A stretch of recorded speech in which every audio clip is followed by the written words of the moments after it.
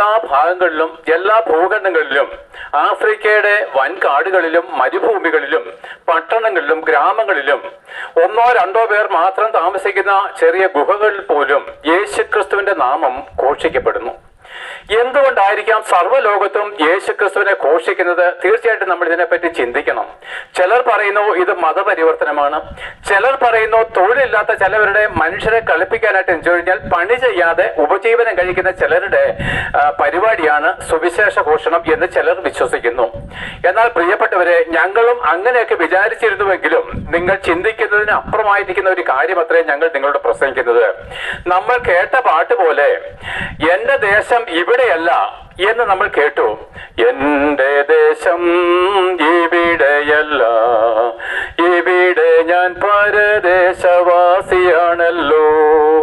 അക്കരെയാണ് എന്റെ ശാശ്വത നാട്, അവിടെ എനിക്കൊരുക്കുന്ന ഭവനമുണ്ട്. അക്കരയ്ക്കു യാത്ര ചെയ്യും സിയോൺ സഞ്ചാരി, ഓളങ്ങൾ കണ്ടു നീ ഭയപ്പെടേണ്ട, ഓളങ്ങൾ കണ്ടു നീ ഭയപ്പെടേണ്ട.